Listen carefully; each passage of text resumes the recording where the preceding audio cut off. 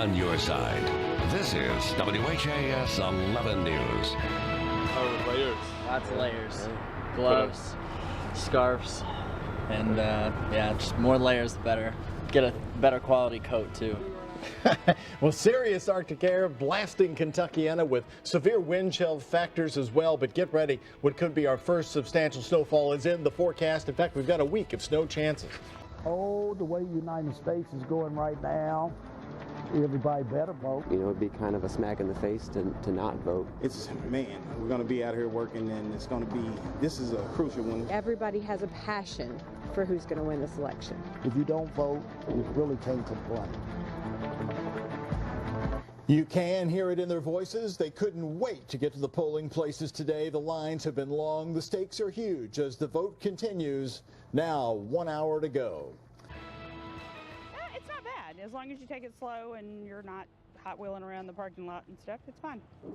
Right now on WHAS 11 News at 5 o'clock, the winter storm spares Louisville the worst, but zeroes in on southern Kentucky with blizzard-like conditions. And we've been following it for you since 4 this morning. Tonight, we'll show you where the storm sits right now and where it will be moving next in the next few hours. Thank you for joining us here at 5 o'clock, everyone. I'm Melissa Swan. And I'm Doug Proffitt. Our winter storm coverage is continuing. We have crews across Kentuckiana, including Nelson County and right here in Metro Louisville. And we begin tonight with our weather team who continues to track this storm as it moves through. Still a few snowflakes in downtown Louisville. I hope they know the whole city is praying for you.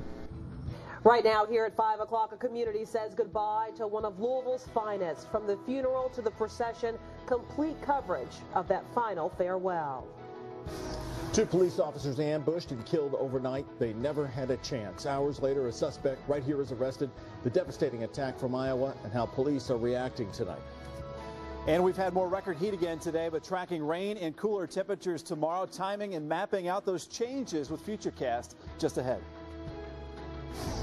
That was probably the strangest thing I've ever seen down there. Well, you can see a lot of strange things in downtown Louisville, but this, a 6-point buck this morning, where it was spotted, and some say it really isn't a surprise. That story is ahead. A final farewell for one of Louisville's finest today as hundreds of people came out to say goodbye to Detective Jason Schweitzer. Thanks for staying with us here at 5 o'clock. I'm Renee Murphy. And I'm Doug Proffitt. Detective Schweitzer and another man, a longtime UK employee, were killed over the weekend by an alleged drunk driver. We have team coverage of today's services. Our Kayla Moody is outside of Cave Hill Cemetery where Detective Schweitzer will be buried while Sky 11 covers the procession from high above. But we begin here with WHAS 11's Anna Rivera outside of St. Michael Catholic Church where she covered today's funeral. Anna?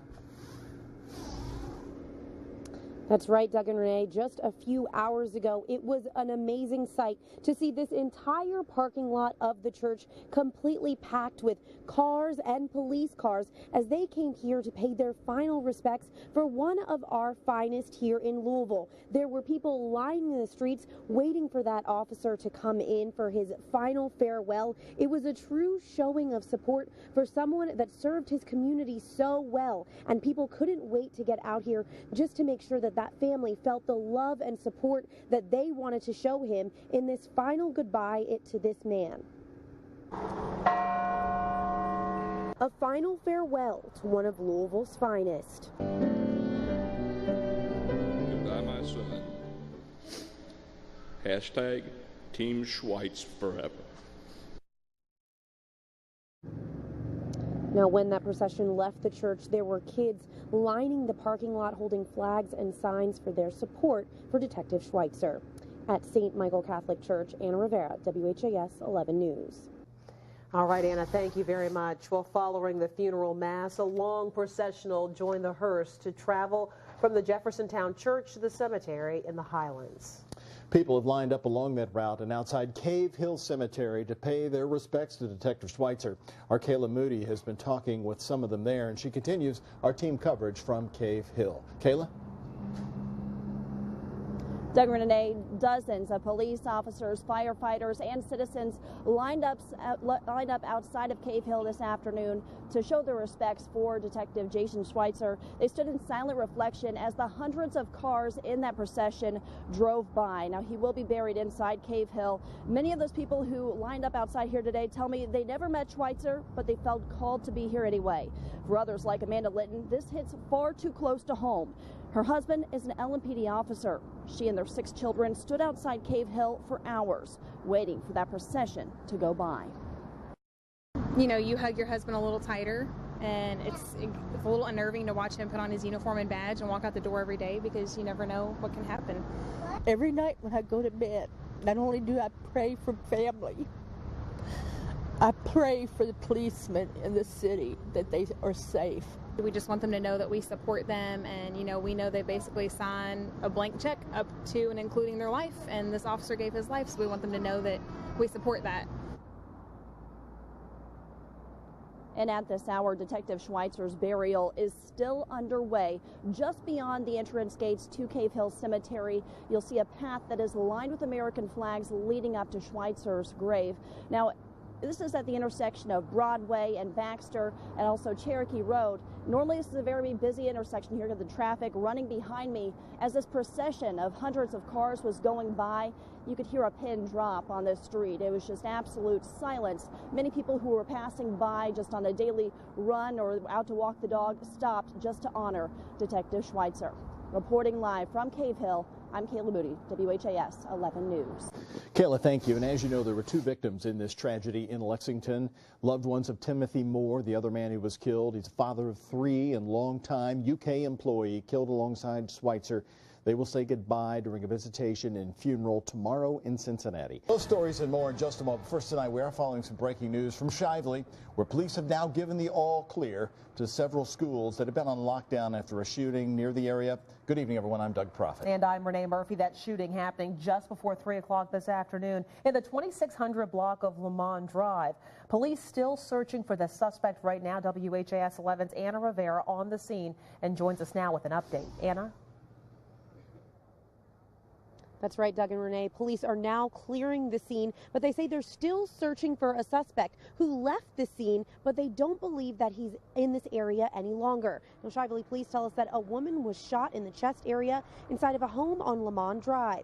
She was taken to the hospital and was conscious at the time. The suspect, the victim, and a relative of the suspect were the only people in the home at the time of the shooting, but police say they don't know what led up to it, and at this point, they're not ruling anything out. The woman was in the area with her husband doing some yard work and already knew the suspect. So we're not real sure what happened at this point. We're not even ruling out that it could have been, I don't want to say an accident, but at least some kind of extenuating circumstance.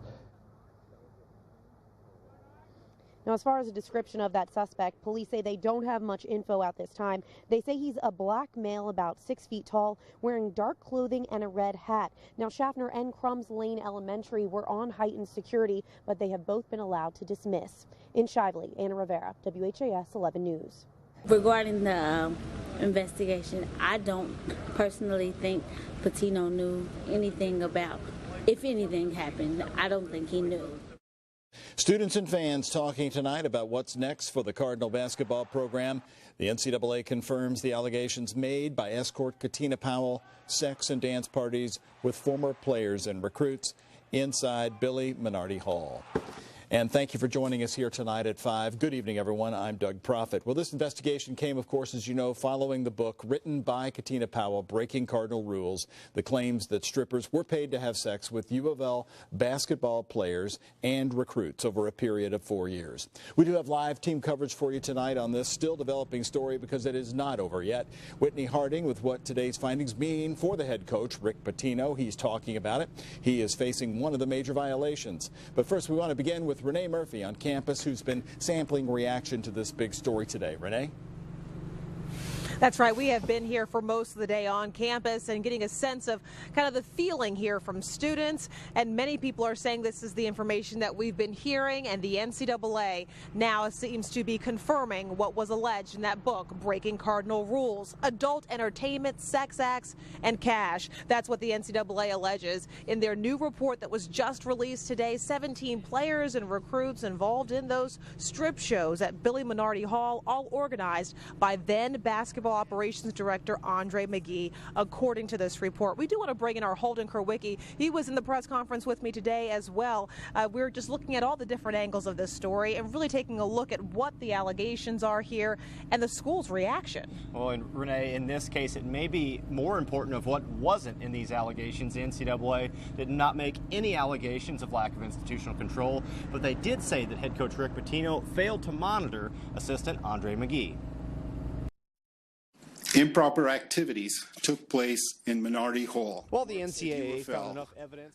Understands that this can never happen again. The university has stated that they plan to appeal at least some of the NCAA's allegations, so it could be spring before we actually get any answers, and some clarity as to what may happen here at the University of Louisville. We heard Doug Proffitt saying a few moments ago, this is far from over. Still so much to unfold with this, and Coach Rick Pitino expressed his thoughts on this today, really saying the why would all of this happen is the one thing that he still just can't wrap his head around. But what does all this mean too for his legacy? How will he be remembered? Our Whitney Harding has much more on that. Whitney?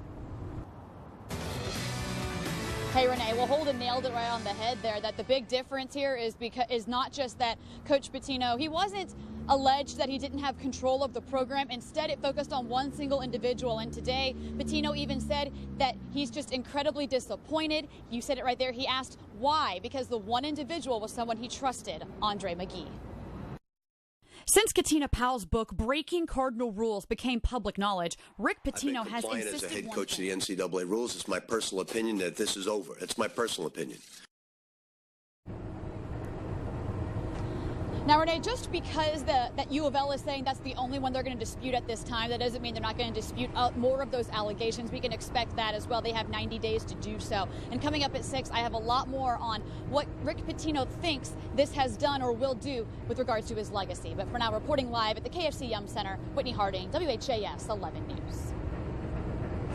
All right, Whitney, thank you very much. And one thing that was really interesting is that athletic director Tom Jurich said that they scoured social media. They talked to everyone that they could, and they say that no one seemed to know about this. Again, supporting Rick Pitino, saying that he had no knowledge of what was allegedly happening there in Minardi Hall. Our continuing coverage of today's developments on the NCAA's report continues. We'll have much more coming up here in the next 30 minutes, starting at 5:30. All right, Renee, thank you very much. We'll see you then. And despite today's announcement, this isn't over yet. And now we do wait for months, as a matter of fact, to find out about any sanctions the program and Rick Pitino may face. Our sports director, Ken Spencer, joining me now here with that part of the story and what happens now. And for now, Rick Pitino is the coach. He's going to be there this year. U of L has chosen to back him strongly. And it was interesting to hear Tom Jurich and Pitino bring up social media didn't alert them. There were no signs, which is the way young folks communicate, that something was going on. Yeah, and when you talk about sanctions and penalties, obviously the biggest sanction and the biggest penalty to come down from all of this was last February when the school self-imposed a postseason ban on this situation, taking them out of the ACC tournament, taking them out of the NCAA tournament. Now, if any more penalties are to come down in this case, it won't be until next summer. Here's how all this works. The next step, Louisville has 90 days to respond to the notice of allegations, in which they already said they plan on fighting the violation against Rick Pitino that he failed to monitor Andre McGee. The NCAA will have 60 days to respond to Louisville, and the two will go before the Committee on Infractions at some point this spring. Look for a possible final resolution to occur next summer. Not until then will we get the answers to these two remaining questions, and I think that these are some of the biggest remaining questions. Will Rick Pitino receive significant punishment by the NCAA in the way of some kind of suspension? And if the 2013 national title is in jeopardy in any way, shape, or form by a player deemed ineligible that played on that team. So possibly suspend him for a few games, and then he would return. Maybe not this year, though. That's not going to happen this year because they've said they're going to fight if that happens anyway. Yeah, absolutely. And if you look at the precedents that has kind of been set over the past several years, other coaches who have had this similar charge by the NCAA, Jim Boeheim from Syracuse got a 9-game suspension. Larry Brown at SMU received the same kind of, sanctions from the NCAA, got a 9-game suspension. So I think, most people look towards those two guys, and if Rick Pitino is suspended, be about that 9-game stretch. All right. Thank you very much, Kent. See you back here in just a few minutes. Well, we do want to tell you that as we continue our coverage here tonight, the NCAA letter detailing the sordid details is, of course, getting a lot of attention on social media at this moment. And WHAS 11's John Charlton is continuing our team coverage from our digital desk in the newsroom with a look at what some of you are saying about this investigation. John? Well, Doug, as you can imagine, there has been a lot of traction on social media involving Coach Rick Pitino and Louisville basketball, both before and after today's press conference. But we're focusing on what people are saying after the press conference, and here's a few of those comments. Guy tweets, Rick Pitino, when you were raising a trophy, it was your program. You should have known about the strippers because it's your program. Ben asks, if Pitino didn't fail to monitor Andre McGee, then doesn't that mean he was aware of what happened? Meanwhile, Houston makes reference to Syracuse's recent punishment, tweeting Pitino should call Boeheim, that's Coach Jim Boeheim, and ask him how to fill the first 2 months of the schedule. A suspension has to be coming. And finally, Daniel on Instagram, who appears to be a Cards fan, provides this picture with a banner simply saying no sanctions, and with the hashtags, I've got your back. And let's move on. Of course, if there are more sanctions down the road, that's way down the road on top of what Louisville had imposed upon itself. There'll be sure to be many more comments on social media. And if you want to sound off on this whole press conference today, go to our Facebook page or simply tweet us at WHAS 11. Live at the digital desk, I'm John Charlton, WHAS 11 News. Thank you, John, and we remind you to stay with WHAS 11 News on air and online as we're continuing our team coverage of the NCAA's investigation revealed today. That coverage will continue right through 6:30 here, and we'll have more on 11 at 11.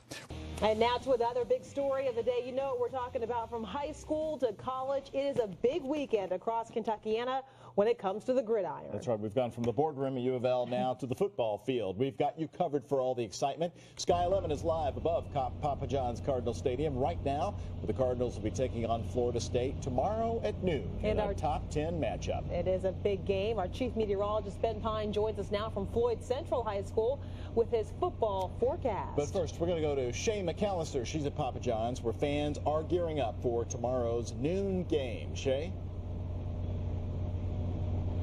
Well, Doug and Renee, to call fans excited for this game would actually be an understatement. They are ecstatic, so pumped up for tomorrow's game and the festivities that are happening before it. They tell us that they absolutely cannot wait, and for good reason. It is going to be a blast. Take a look for yourself.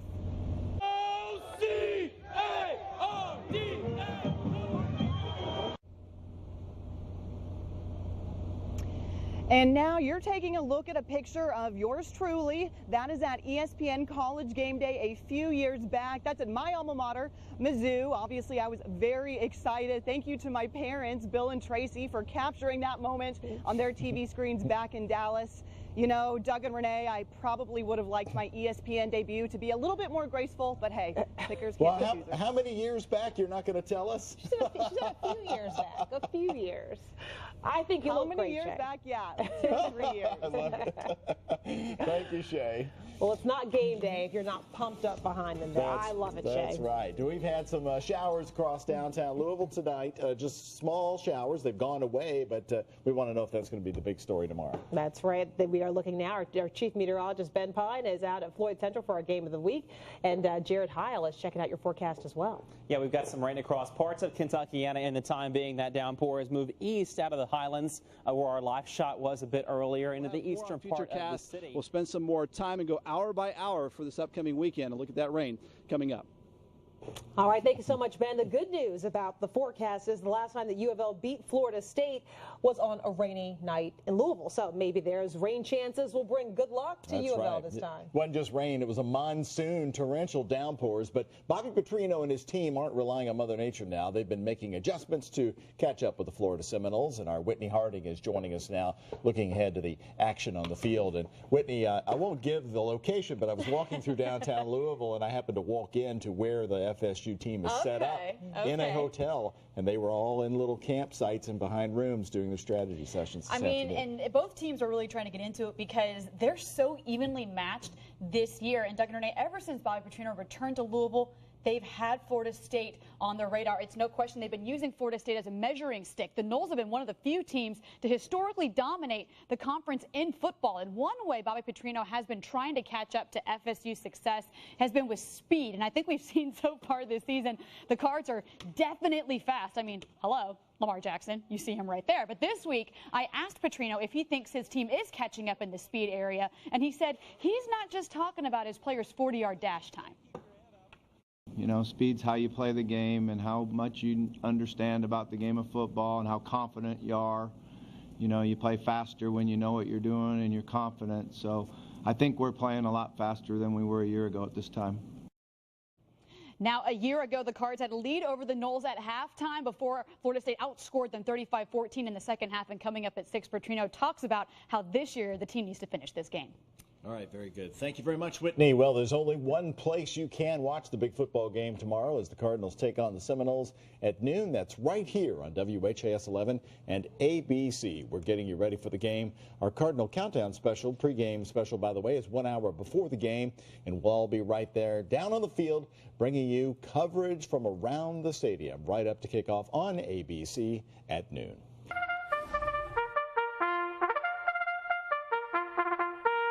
This is the day all about the ladies here at Churchill Downs, and for 142 women, it is a very special day. It is indeed, and breast cancer, ovarian cancer, touching so many people across Kentucky, and it certainly has impacted my life and so many people that are watching right now. The Survivors Parade is that moment to celebrate survival, and it's a personal story for someone close to us here on the WHAS 11 family. That's right. WHAS 11 meteorologist Brian Shaw and his wife. She is a breast cancer survivor, and our Shane McAllister caught up with them before the parade. It's not hard to find pink in this crowd today. We've seen pink hats, pink dresses, pink bow ties, pink pants, a little bit of everything, and that's because it's Oaks Day, a very fun day with a very serious A great story there. We're so happy for Brian Shaw and his wife, and you know what? She had quite a surprise earlier today. She got to meet a supermodel, Kate Upton, who is here for the Derby and the Oaks this weekend, and they got to meet. Here's a picture of them meeting each other earlier today. Kate Upton, a world-famous supermodel, and Brian Shaw's wife there, just as lovely.